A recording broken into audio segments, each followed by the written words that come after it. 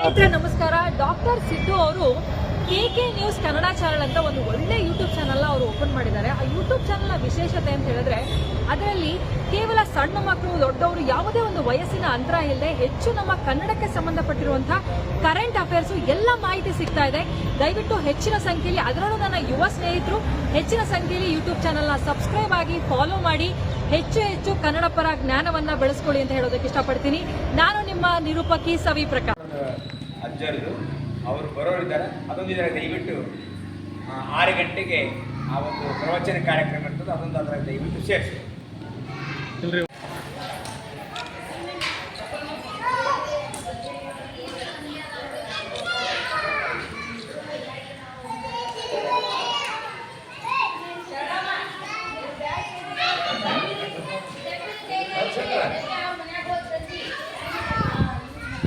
ಈ ಸಭೆಗೆ ಬಂದಿರತಕ್ಕಂಥ ಎಲ್ಲರಿಗೂ ಕೂಡ ದೇವಿಯ ಉತ್ಸವ ಸಮಿತಿ ಪರವಾಗಿ ಮತ್ತು ಎಲ್ಲ ಹಿರಿಯರಿಗೆ ಧನ್ಯವಾದಗಳು.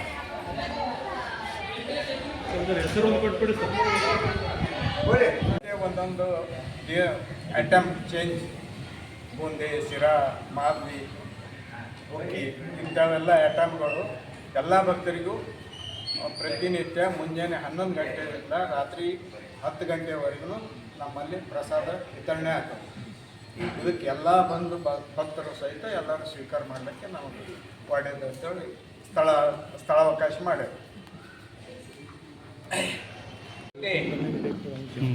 ತಾಳಿಕೋಟಿ ನಗರದ ಮಹಾತಾಯಿ ದ್ಯಾಮವ್ವನ ಜಾತ್ರೆ ನಿಮಿತ್ತವಾಗಿ ಈ ಒಂದು ಆದಿಶಕ್ತಿ ಶಿವಭವಾನಿಗಳಲ್ಲಿ ಇವತ್ತು ವಿಶೇಷವಾಗಿ ಪತ್ರಿಕಾ ಪ್ರಕಟಣೆ ಕುರಿತು ನಮ್ಮ ರಾಜವಾಡಿಯ ಹಿರಿಯರಾಗಿರತಕ್ಕಂಥ ಬಾಬುಗೌಡ ಪಾಟೀಲರು, ಭೀಮನಗೌಡ ಪಾಟೀಲರು, ಮನ್ನಗೌಡ ಕೋರಿಯವರು, ವಿಶ್ಲೇಷರು, ಅಣ್ಣಪ್ಪ ಜಗತಾಪ್ ಅವರು, ಪ್ರಕಾಶ್ ಪಾಟೀಲರು, ಹೀಗೆ 10 ಜನ, ಸಿದ್ದನಗೌಡರು, ಬಸವರಾಜ್ ಕಶೆಟ್ಟಿಯವರು, ಆಮೇಲೆ ಗುರುಸಂಗಣ್ಣವರು, ಮಲ್ಲಿಕಾರ್ಜುನ ಪಾಟೀಲರು, 10 ಜನ ಅವರಿಗೂ ನನ್ನದೇ ವಾಡೆಯ ಬಳಗ ಇವತ್ತು ನಾವಿಲ್ಲಿ ಸೇರಿದ್ದೀವಿ. ಈ ಒಂದು ಪತ್ರಿಕಾಗೋಷ್ಠಿಯಲ್ಲಿ ಮೊದಲನೇದಾಗಿ ಬಂದಿರತಕ್ಕಂಥ ಎಲ್ಲ ಪತ್ರಿಕಾ ಹೃದಯದಿಂದ ಈ ಜಾತ್ರೆಯ ಬಳಗದ ಪರವಾಗಿ ನಿಮ್ಮನ್ನೆಲ್ಲರೂ ಕೂಡ ಸ್ವಾಗತವನ್ನು ಕೋರ್ತೀವಿ. ಹಾಗೆ ಇವತ್ತಿನ ಈ ಕಾರ್ಯಕ್ರಮದಲ್ಲಿ ನಿಮಗೆಲ್ಲರಿಗೂ ಗೊತ್ತಿರುವಂತೆ ಜಾತ್ರೆ 17ನೇ ತಾರೀಕು ಪ್ರಾರಂಭವಾಗಿ 5 ದಿವಸ ಮಹಾತಾಯಿಯ ಜಾತ್ರೆ ನಡೆದು 5ನೇ ದಿವಸ ಅಂದರೆ 21ನೇ ತಾರೀಕಿನ ದಿವಸ ಗವಿಯನ್ನು ಸೇರುವಂತಹ ವಿಶೇಷ ಕಾರ್ಯಕ್ರಮ ಹೊತ್ತಿರ್ತದೆ. 10 ದಿನದ ಮಾಹಿತಿಗಳನ್ನು ನಮ್ಮ ಇಲ್ಲಿರ್ತಕ್ಕಂಥ ಎಲ್ಲರ ಹಿರಿಯರ ಪರವಾಗಿ ಸಂಕ್ಷಿಪ್ತದಲ್ಲಿ ಬಾಪುಗೌಡರ 2 ವಿಷಯಗಳನ್ನು ಮಾತಾಡಬೇಕು. ಕೊನೆಗೆ ಇದನ್ನು ನಾವು ಸಂಪೂರ್ಣವಾಗಿ ನಿಮಗೆ ವರದಿಯನ್ನು ನಾವು ಕೊಡ್ತೀವಿ. ದಯವಿಟ್ಟು ಅದರಲ್ಲಿ ಹೈಲೈಟ್ಸ್ ಮಾಡಿಸಿ 5 ದಿವಸದ ಕಾರ್ಯಕ್ರಮಗಳು ತಮ್ಮಿಂದ ಯಶಸ್ವಿ ಮಾಡಬೇಕಂತೇಳಿ ನಮ್ಮ ರಾಜವಾಡೆ ಮತ್ತು ಎಲ್ಲ ದ್ಯಾಮವ್ವ ದೇವಿಯ ಸದ್ಭಕ್ತರ ಪರವಾಗಿ ನಿಮ್ಮಲ್ಲಿ ವಿನಂತಿ ಮಾಡ್ತಾ ನನ್ನ ಮಾತಿಗೆ ವಿರಾಮ ಕೊಡ್ತೀನಿ. ದೇವಿ ಮಹಾತ್ಮೆಯನ್ನು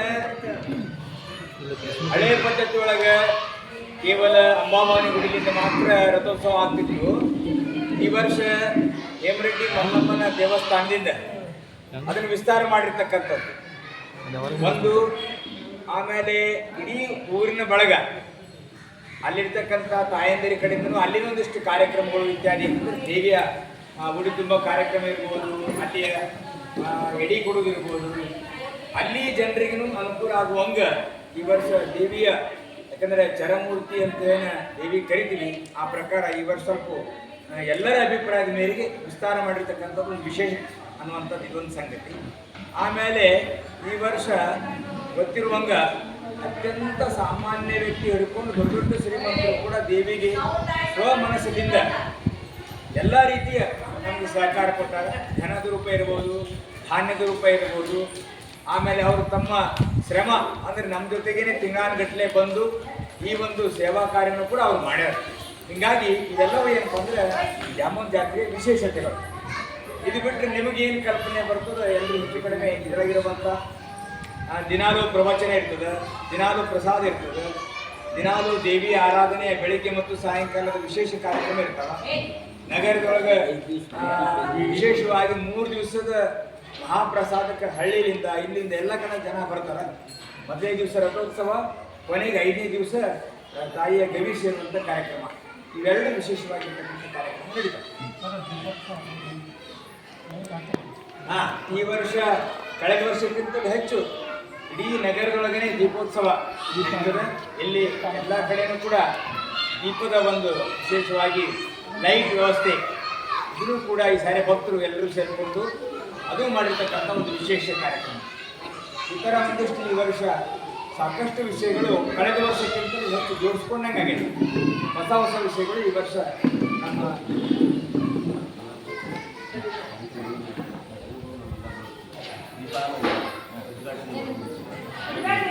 16ನೇ ತಾರೀಕು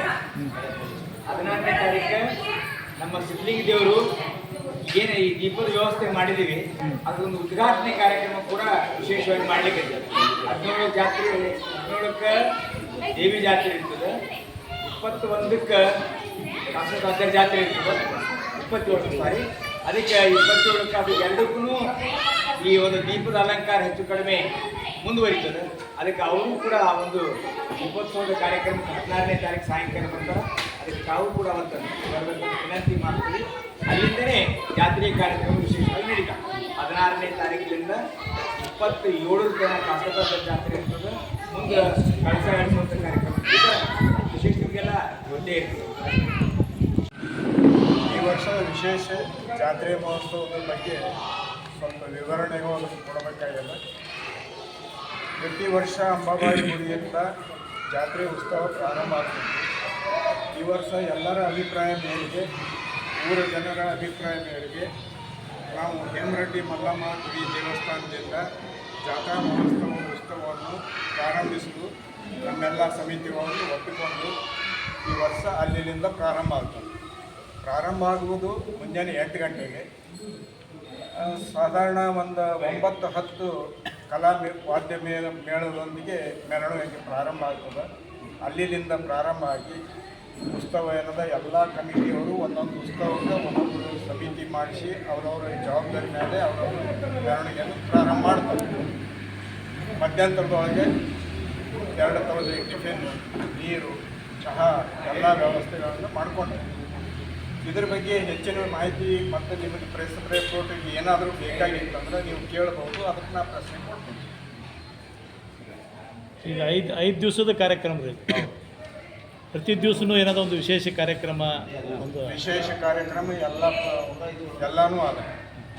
ಕಬಡ್ಡಿ ಮ್ಯಾಚ್ ಅದ, ಕಲಾವಿದರು ಅದಾರ, ರಸಮಂಜರಿ ಅದ, 3 ನಾಟಕ ಅದಾವು, 2 ಬಯಲಾಟ ಅದಾವು ಮತ್ತು ಇನ್ನಿತರ ಕಾರ್ಯಕ್ರಮಗಳು ಅದರೊಳಗೆ ಸೇರ್ಪಡೆಯಾಗ್ಯಾವು. ಇದರ ನಂತರ 6 ಗಂಟೆಗೆ ಸ್ವಾಮಿಗಳದ್ದು ಪ್ರವಚನಗಳು ಅದಾವು. ಕೊನೆ ದಿವಸ ಇಲ್ಲ, ಮಧ್ಯಂತರ 19, 20, 21 ಮಧ್ಯಂತರದೊಳಗೆ ಅದಾವೆ. 18, 19,